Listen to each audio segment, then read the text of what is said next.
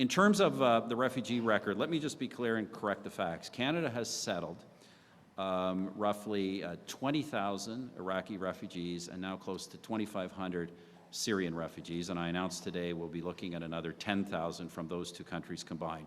But let me just assure Canadians that we just don't aim for numbers. We make sure in every case that the security of Canadians is protected when we're bringing people from these combat areas into the country.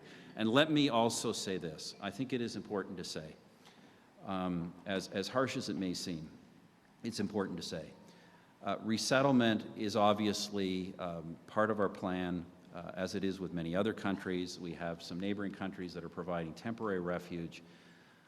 But the scale of the humanitarian crisis in Iraq and Syria cannot be solved, cannot even come close to being solved, by refugee policy alone.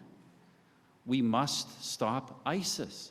We can accept thousands or tens of thousands, and maybe all the countries in the world together, hundreds of thousands of refugees, but ISIS, left to its own devices, will create millions, tens of millions of refugees and victims on a monthly basis.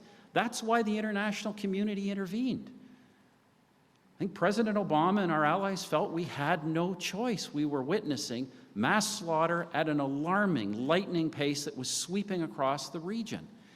And for Mr. Trudeau and Mr. Mulcair to say things like, well, we shouldn't be participating militarily, we should just be doing humanitarian assistance.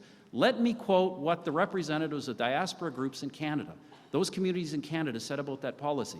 If your policy is humanitarian assistance without military support, all you're doing is dropping aid on dead people. That's not acceptable. We are a country that can contribute militarily and in a humanitarian sense, and we are doing both.